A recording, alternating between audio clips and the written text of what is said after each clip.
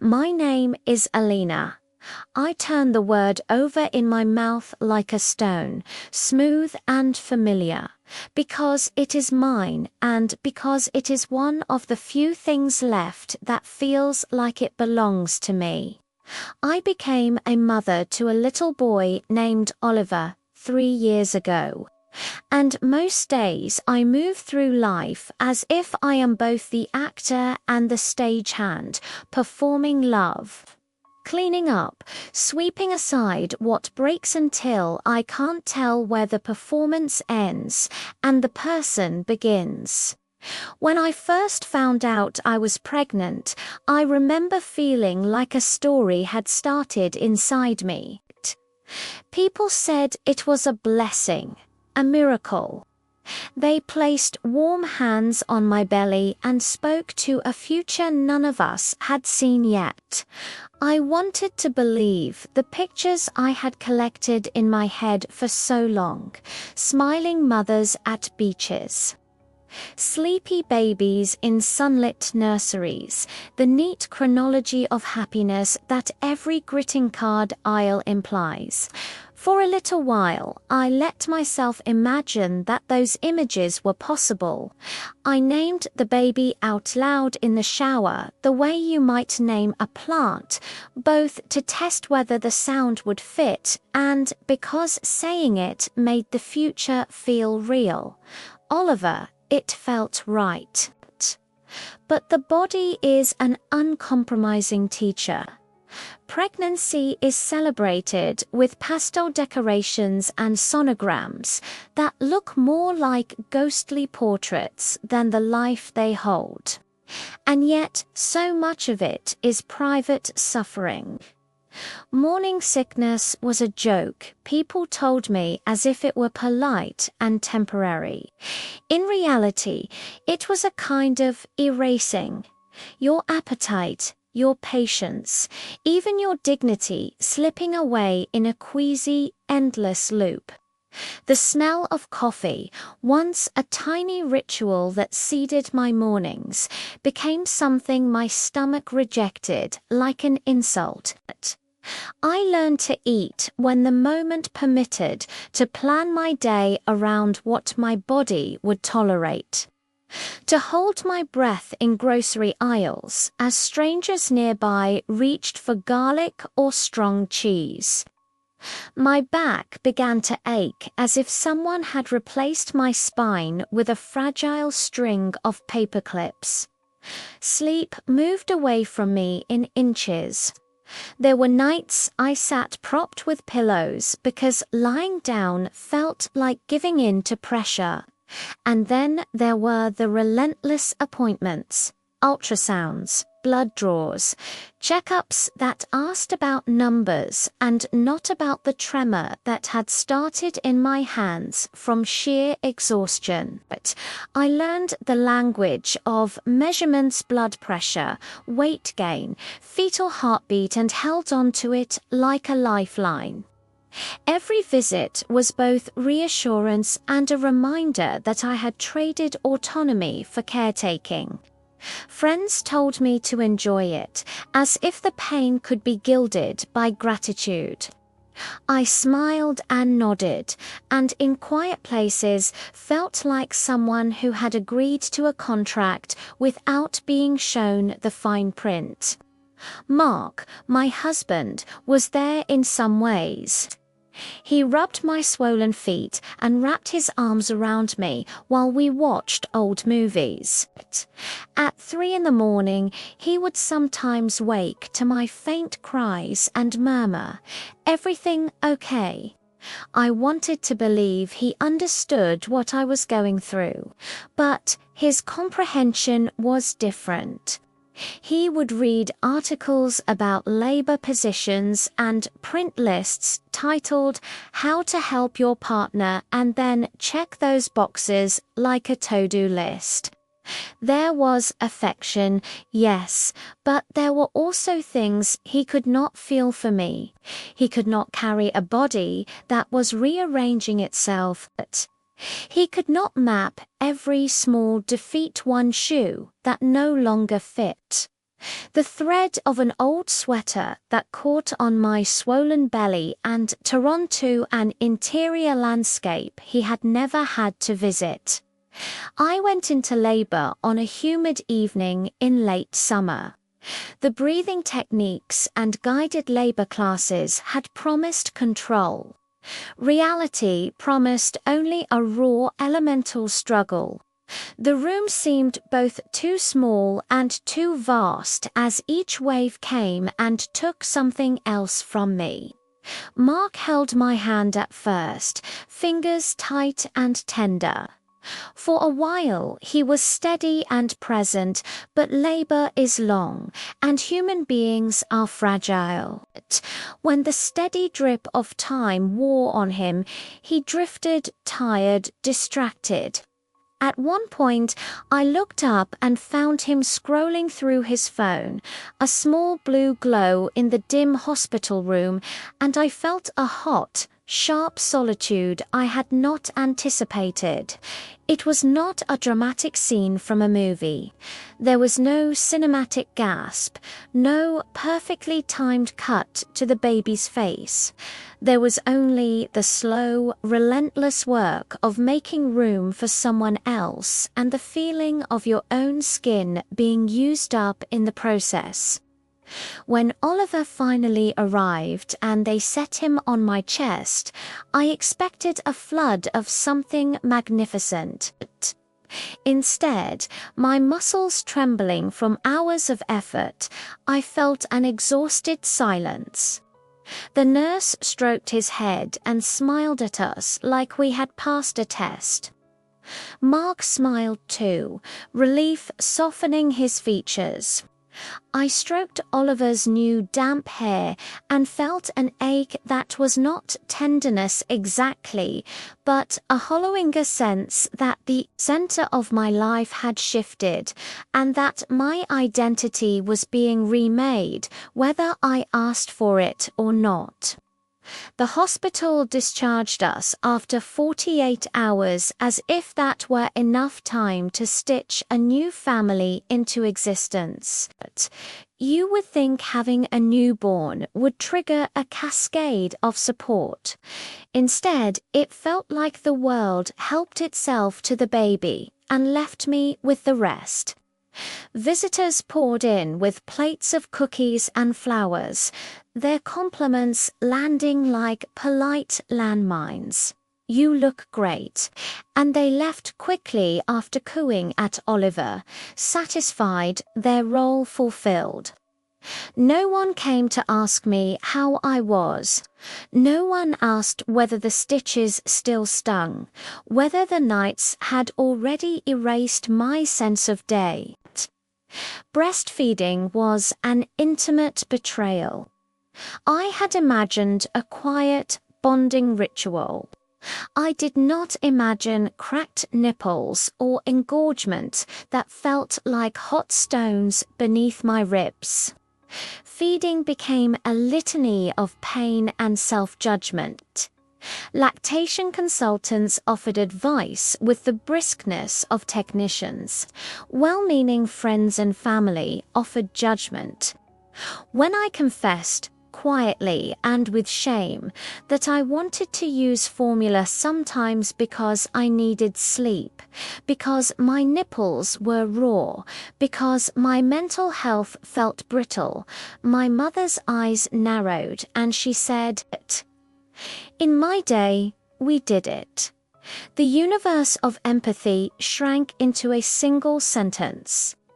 Mark, too, would urge me gently to persevere. "It's worth it," he would say, framing my agony as a temporary investment I simply needed to endure. He meant well, but he had not suffered the physical toll that made me flinch when Oliver latched and cried into the crook of my elbow. People kept opinions like currency and spent them on me freely. "Don't let him sleep in the bed," said one neighbor, with the certainty of someone who had never wrestled with a 3-month-old at 2 a.m. "You're spoiling him by holding him too much," read an article someone sent me. There were voices insisting we let him cry, and voices insisting we never let a single cry pass unanswered. Family members implied that returning to work was a moral failing, and others said not returning was selfish. Every path held a chorus of spectators. Every decision pulsed under the microscope of someone else's certainty. Mark believed he shared the load in a way that surprised him. He would list the diapers he changed, the nights he was up, the toys he assembled, and it pleased him to feel useful. His tone carried a sense of achievement. I tried to show gratitude because his contributions were not nothing. But the quiet, invisible labor persisted, the recalibration of my mind to 100 small needs, the planning that never ended, the constant inventorying of what the day demanded. When he felt he had done enough, he would look at me as if he had performed a heroic act. I, who had borne the pain of gestation and delivery, who had carried nights of worry in my chest, who had rearranged my life around feedings and growth charts, could not match his visible checklist. There were days I wanted to tell him that his more than the minimum was still less than what I carried every day.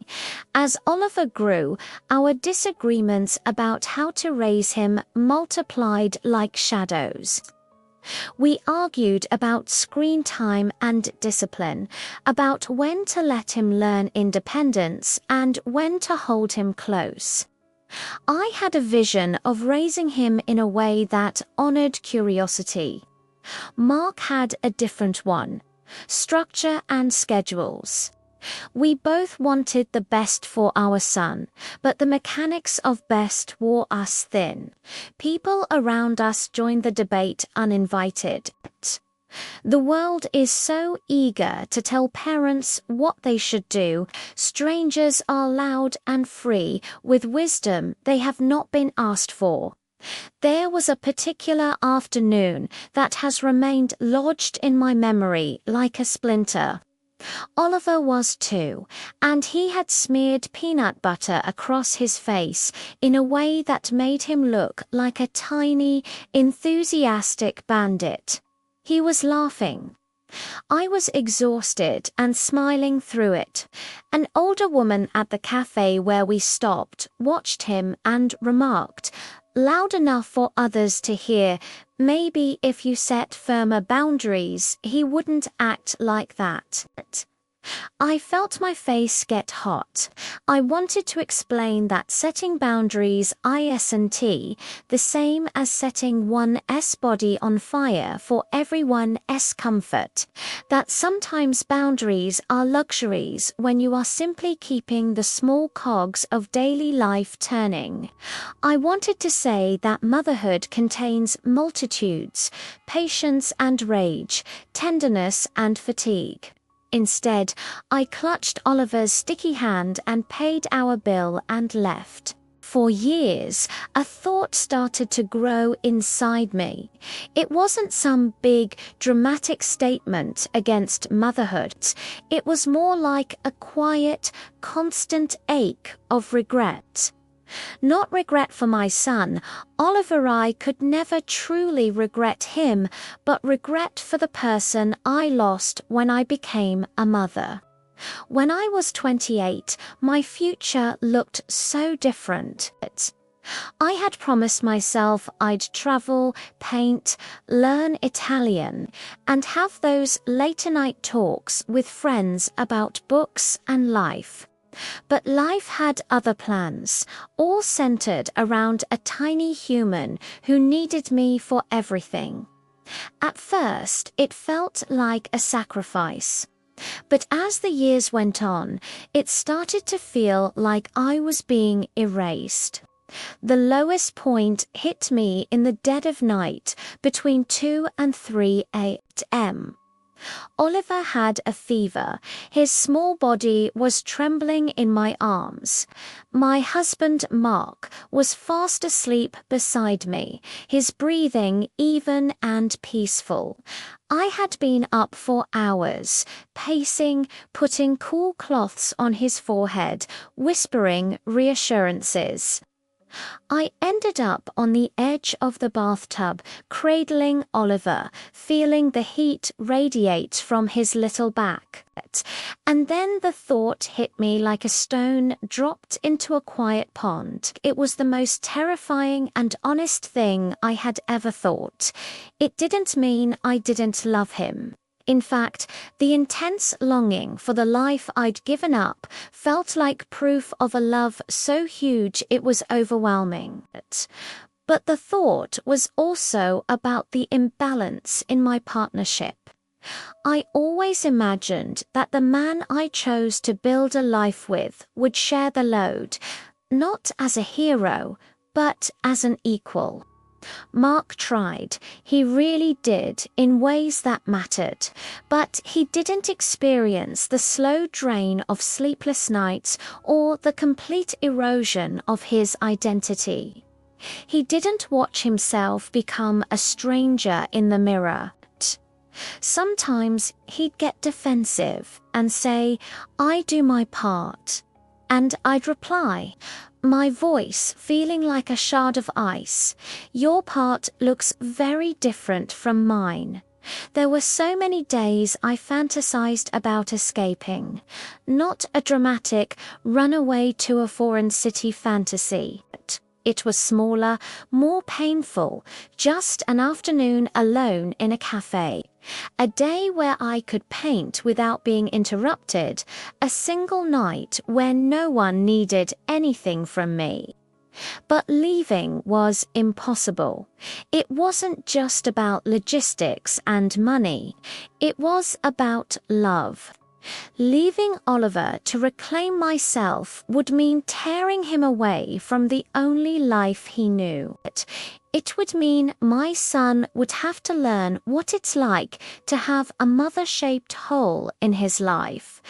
And the old me, she'd still be in pieces anyway. So I stayed. I learned to build a life within the constraints, to live with the sadness they brought. Now, Oliver is 3. There are mornings when his laughter bounces through the house and feels like sunshine on my skin. He brings me drawings of crooked houses with a figure he insists is my all big eyes and vibrant color. He climbs onto my lap and hugs me with that fierce, pure love only children have, and for a moment it feels like the answer to every question. That love doesn't fix everything, but it's real. Time has also stolen things. My hair is thinner. The lines around my eyes map out years I never planned for. I've lost money, friendships have drifted, and so many projects were left unfinished. Mark helps more now on a schedule. He does story time and bath time, and he's learned to notice when I'm exhausted. But we still miss each other's signals. He'll say, "I don't know why you're upset. I cleaned the whole kitchen." And I have to explain that what I needed wasn't a clean kitchen, but an invisible act of Karen evening where nothing was asked of me. We're still negotiating. Sometimes we get it right. Sometimes we don't. What's changed is that I've adapted. It's not that everything is perfect now. Adaptation is just stubborn survival, learning to breathe with less oxygen, finding tiny, fierce pockets of joy. I paint again, but in the margins, during nap time, in short, furious bursts. The grief for what I lost is still there, like a song stuck in my head. Sometimes, when I get 5 minutes alone, I'll whisper to the woman I used to be, "I miss you." It's a confession, but it's also a kindness. And I feel her answer back, "You're still here. You're still living." Now, when people ask, I tell them the truth. Motherhood is beautiful and it is brutal. It is enriching and it is eroding. I don't regret my son, but I fiercely regret the loss of my old freedom and autonomy. Oliver is a mirror, showing me my best self and my deepest resentments. He's taught me a tenderness I never knew. His laughter is currency. His little hand in mine is a grounding fact. There is a depth of love I never knew existed, and a sorrow that sits right beside it like a constant companion. My life is a choreography of breakfast, brushing teeth, walks to the park, bedtime stories, and then trying to reclaim an hour for myself before I collapse. I have grown around the grief, like a tree around a scar. The scar is part of me. It won't disappear, and I've learned to accept it as part of my story. I hold both the joy and the grief, the pride and the fatigue. I don't have an ending to this story. There's only waking up, doing it all over again, and knowing I have loved and paid a price for that love. I am both less and more than I was before. I miss the woman I was, but I don't reject the woman I've become. I hold them both and keep moving forward. In my quietest moments, I whisper to myself, to my past self, to my sleeping child, and to my partner who is still learning. I miss you, and I am here. That's the truth I live with, an ache and an affection braided together, carrying the weight and the wonder in equal measure. Thank you for listening to my story. If this resonated with you, please share your own experiences in the comments. Don't forget to like this video and subscribe for more honest conversations. You are not alone.